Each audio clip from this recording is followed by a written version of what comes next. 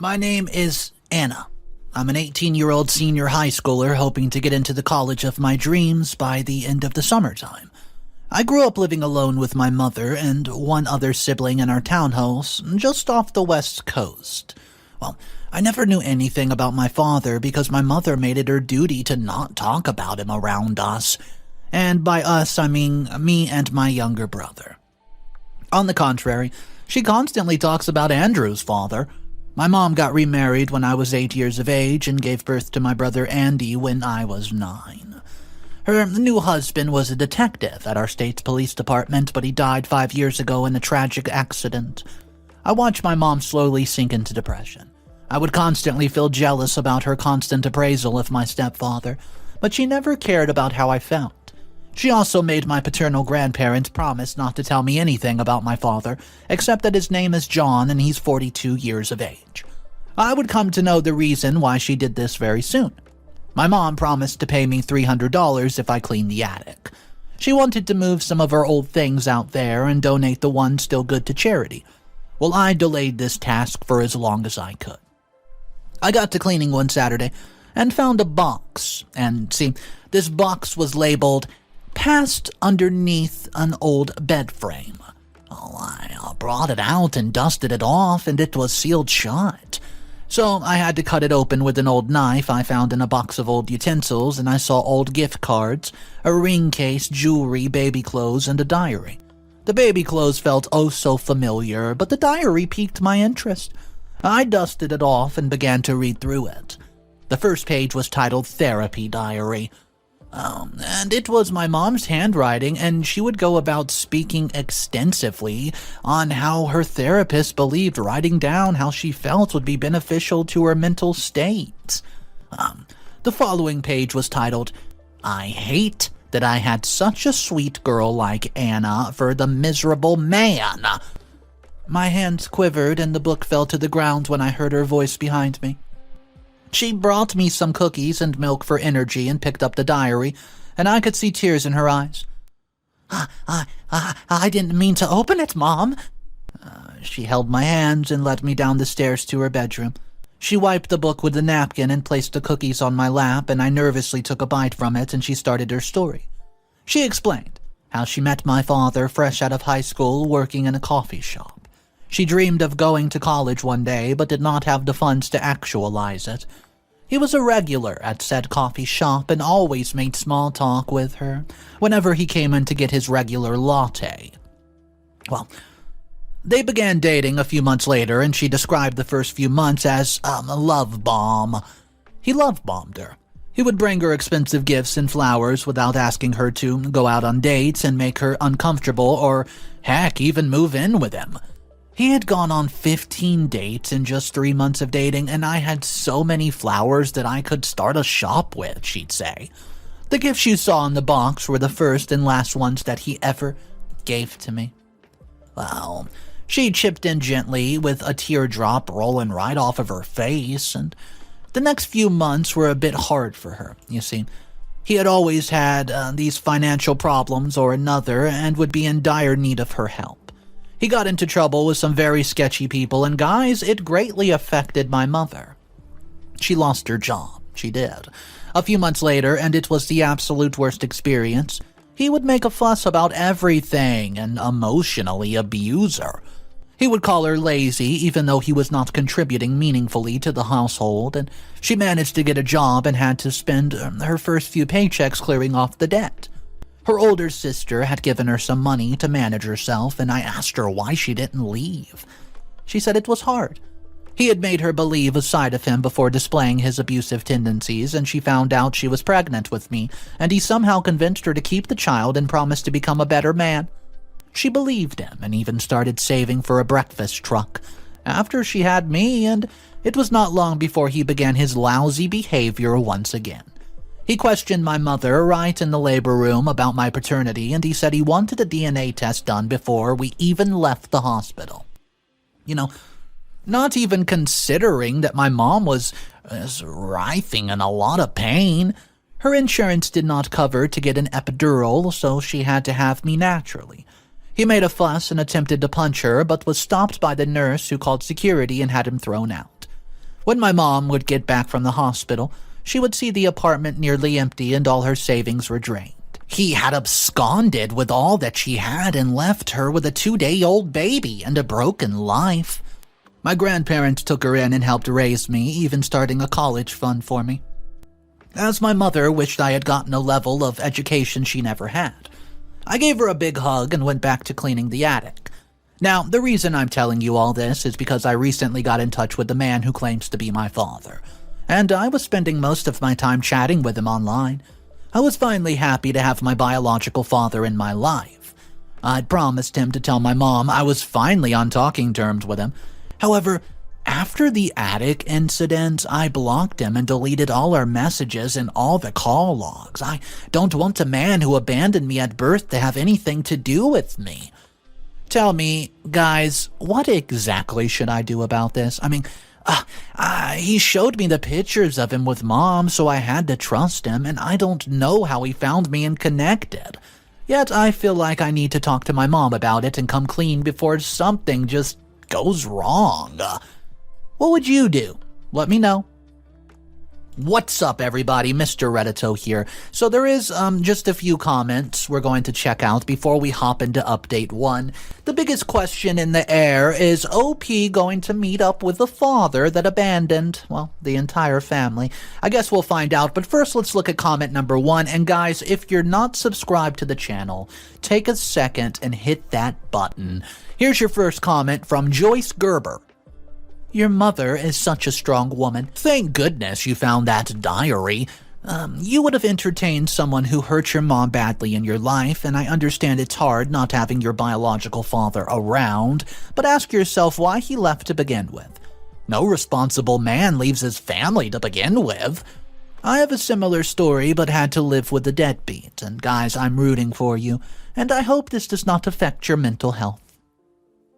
Comment number 2 from GhostSlayer_X. I understand the pain your mother must have felt, but don't you think that he's changed since he made an effort to get back into your life? It would help if you give him a chance.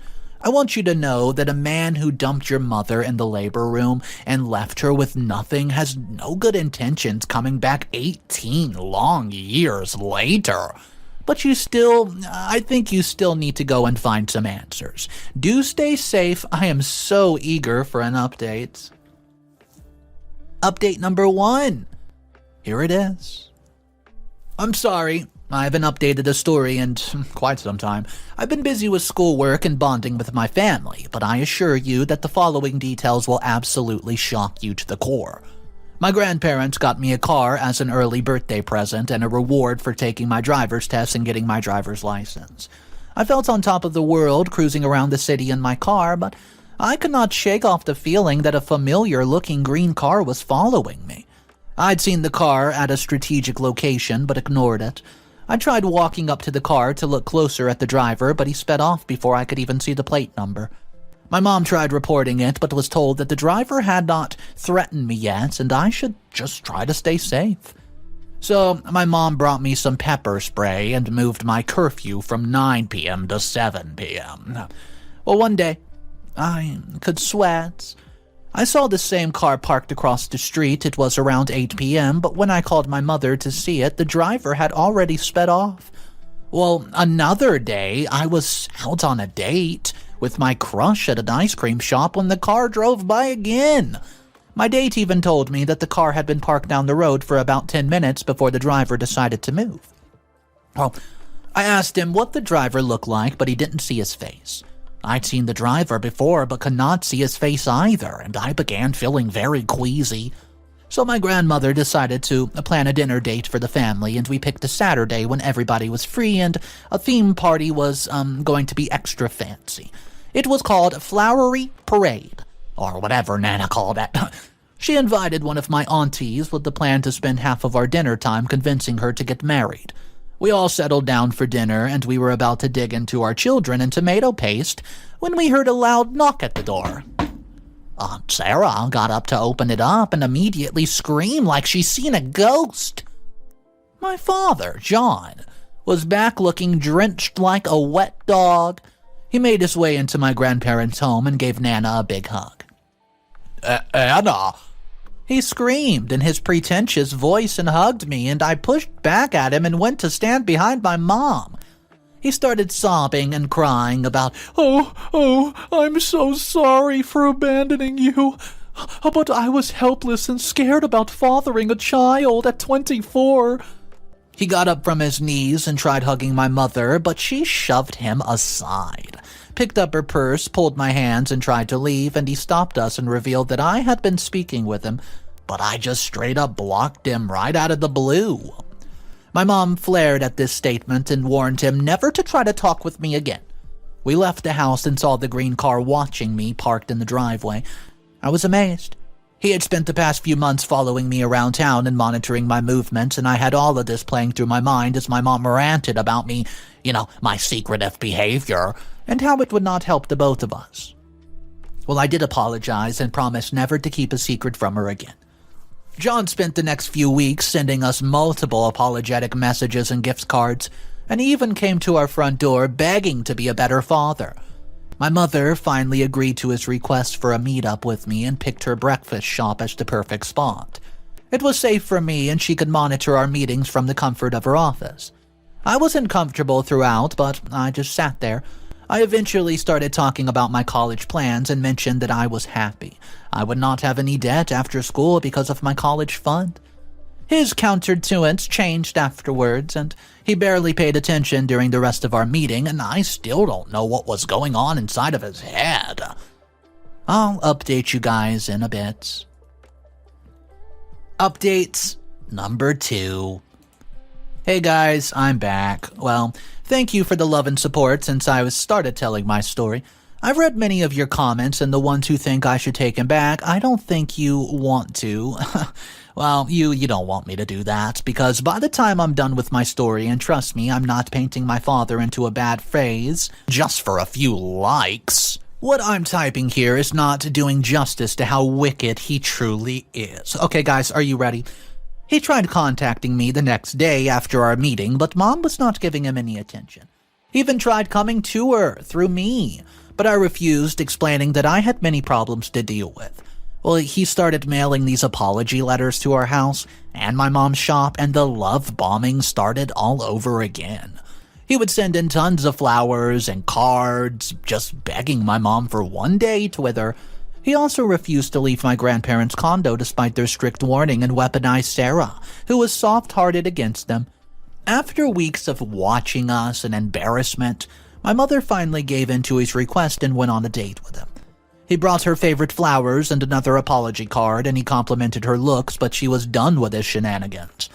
He straight up started by apologizing for abandoning her years ago without leaving anything behind for me. She immediately told him his sorry was not going to help now since she had to suffer alone just to raise me. I remember her telling me that his mood changed when he had heard that I had a sibling, and that she got remarried. His tone also changed from apologetic to disgusted, and he expected my mother to wait 18 years for his deadbeat self. Well, guys, he then mentioned my college dreams and asked her how she would finance them. She told him about the funds my grandparents had set aside for me and how helpful that they've been. Surprisingly, he immediately requested my mother to slash the fund in half and give him a part to pay off his debt. He claimed that he had spent the last 18 years living big because he won the lottery, but recently he seems to have lost a lot of money through a scam and needed our help to pay it back. Yeah, my mother, she gets up and left the date and came home so angry. He showed up at the door the next day, calling my mother all sorts of derogatory names. He called her an opportunist who only went on a date because she thought he was rich. My mom told him to sell his car, get a job, pay off his gambling debt, because she wasn't going to help him with it. Well, he threatened to ruin our lives if we genuinely did not help him out, and I screamed at him, telling him I was grateful that he's been away all of this while, and I wish that he was dead. Well, you know what? That very evening, we received a call from my grandparents, and oh boy, John had gone home drunk and scattered everything everywhere. He even showed Nana a side, almost breaking her arm. He kept on screaming that his family didn't want to help him with the bit of trouble that he found himself in, and that he, had the worst family ever. This went on for days, and we got scared for my grandparents' safety in the house and threatened to get him arrested. Well, you could say the threat worked for a while till he started a new smear campaign against my mother. It was on the interwebs. He got one of his online troll friends to write a story imaging my mom as a gold digger, who was after my grandparents' money, and they even made tall claims that my mom was planning on offing one of them. Yeah, just to get all the money. When this did not work, well, he resorted to pitching my Aunt Sarah against us. She explained how happy she was that her brother was finally back home and that we should be excited as well. She urged us to take just a part of my fund and give it to him. She even tried convincing me to pick out a cheaper college so that the funds left would be enough for me to attend school. You know what? This did not seem to work either. John was desperate, is what he was. Desperate to lay hands on the money that he stole from my grandparents' safe. Yep, you heard that right. Grandpa had a thing against modern banking systems, because one caused the downfall of all the community banks that he co-owned with his friends, so as long as I've known him, he keeps his money in his safe, and tip jars scattered amongst the house, heck, maybe even buried in the walls. My grandparents, they called us the following Monday, and they were absolutely panicked about a broken safe. He said some robber had broken in and made off with $10,000 from his safe. 10 bands. The most painful thing to them was that I would not get to go to college, of my dreams at least. My grandmother had a minor heart attack and was taken to the hospital for a bit of treatment. But soon we found out who the culprit was. It was John. John even came to the hospital pretending that he cared about us and brought one of his pretentious cards with him. My mom was, however, sure that he was the one that stole the money, but he kept quiet about it. She didn't want to upset my old grandparents anywho. So, guys, the following day, the police arrived at the scene. My grandpa informed him about the 2 cameras. One of the cameras was in the room, and the other was in the safe's corner. Well, they took it to a photo lab for processing, and lo and behold, my father's rotten face cutting out some money from the safe filled the screen. The shocking part was that John knew where my grandpa had kept a short note in which he had written the safe's lock code. Grandpa was old, so he kept the number written on a note in case he forgets the code. John entered the room and found the note after much hassle, and I opened up the safe, stole the money and left it as if I never touched it. Now, I don't know how he came to know about the safe, the note, and the money, but I'll update you guys when I find out. Whoa, this dad's unbelievable. Mr. Reddito here. You know what? Goes from an apology tour to demanding half your college fund to pay his gambling debt, then throws a drunken tantrum and threatens you all? Stealing from his own parents is a whole new low. I mean, I can't wait to find out how he knew about the money and how your family deals with this latest betrayal. Update 3 is among us. Update number 3. This discovery took me back, but yeah, it wasn't unexpected considering the kind of person that John is. He came back into our lives only because he wanted money, and when he got what he wanted, he left us. He had stolen from us twice, but this second time he had shattered all my dreams of ever going to college. I cried so much that night, my eyes got swollen and puffy. I almost canceled my prom plans as I was sliding into depression, but my mother urged me to attend, and she promised to do everything she could to make sure I attended college. I could not concentrate throughout prom night, and my date, Alec, had to take me out and ask me what the problem was. Well, I couldn't tell him because I was very embarrassed. How do I even explain that my father disappeared with everything we had at my birth, and he came back 18 years later to do the same darn thing? So, I decided I was going to stay home for 1 year and work 2 jobs to save enough money for my grandparents, their wishes to send me to college. I would be able to save up enough money to finance my tuition and pay some other bills. My grandfather instead insisted on selling their vacation home, or leasing it out as an Airbnb for some time to make a bit of money. I saw fire well in Mom's eyes that instant, and she would not let John destroy our lives again. She called up her new boyfriend Martin, who happened to be a lawyer, and asked what she could do. We were planning to sue him for theft, but Martin asked if he had been paying child support up until now. My mom said no, and is surprised the state had not done anything about it until now. They investigated and found out he's been served a court notice but had been fraudulent with government IDs until now. He had lied on multiple occasions about being jobless, homeless, and heck, even sick. He even went to commit Medicaid and food stamp fraud at the same time, and he's also wanted for gambling crimes in certain states. The guy's a jerk. Well, my grandparents called him up and begged him to return the money that he had taken. He refused and called them stupid for wanting to send a witch like me to school. He told them that when he had been watching me back then, he had seen me with different men at different times, even lying that I missed school on some occasions. Well, my grandparents defended me before I could even speak, calling him a foolish liar and a thief, and they were able to get him on tape admitting to the theft. That would be part of their evidence in court if they decided to sue. I forgot to mention that it was Aunt Sarah who told John about the safety notes and money. She didn't do it intentionally, as John sweet-talked her into telling him everything by playing the victim card. She'd been crying the whole time when she got to know how John stole the money from his own family's house. John was served with court papers the following day. He was asked to pay back the money or a part of it and not do a day in jail, but he refused, saying he never stole anything. John was on the run for months, making him a fugitive. We wanted bounty hunters on him, and a woman reached out to my mom and told him she had a 5-year-old daughter with John. He had similarly abandoned her and to my mom and had sold her parents' house, which she inherited. We added to this list of his crimes and warned him to turn himself in, but he refused, threatening to hurt us. A few months have passed since the case started, and I started applying to different schools, hoping that one would eventually find me worthy and pick me. I decided to apply to schools with lower tuition fees to manage the other parts of my college funds. My grandparents called one day and said they saw John in his green pickup on a street. Unbeknownst to him, my grandmother had dialed my mom's number, and she, in turn, called the police. After much trouble, they finally caught him. Sure did. My father's trial began immediately, and not only had he stolen from us, but he had scammed several other people who got to know about his arrest through the media buzz. He also had another baby mama in other states who traveled far and wide to testify at the trial. Well, he didn't have to do much talking in our grandparents' favor, as there was substantial evidence to incriminate him. He was given a long imprisonment without the option of parole because the judge had the same mentality as me. He should not be walking the streets.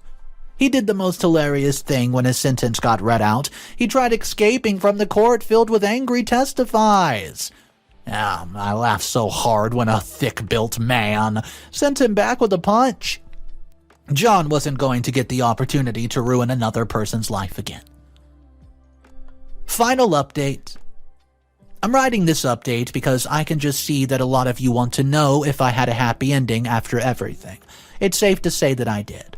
We could not exactly get the money for my college tuition back, but many people who heard my story, they helped me raise the money to attend the college of my dreams. I quickly applied before the application closed, and I'm glad I was selected. I'm currently packing up to go to college, and I also had the ball this summer. Attended homecoming parties and made some new friends, and Alec also asked me to be his girlfriend. And of course I said yes. We'll be going to the same college, and Martin proposed to my mom. She agreed. They were also getting married right before I attended college, and after many trials, I'm glad she's getting all that she deserves. My grandparents are on a boat cruise, but getting here was not easy.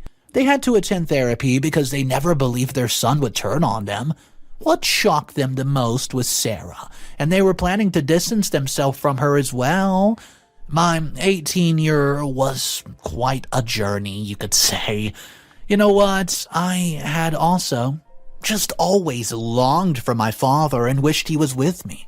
At some point, I began resenting my mom for hiding everything about him. But his comeback into my life left me gobsmacked. I constantly regret reaching out to him and entertaining him, and I feel guilty that I had an ounce of pity for him. I know there's lots of people in my shoes who have a deadbeat or a runaway father trying to get somewhat back into their lives, and I know you're seeking closure. But speaking with your mother and discovering what happened is essential. You've always had a form of doubt in your mind, and I'm leaving for college soon.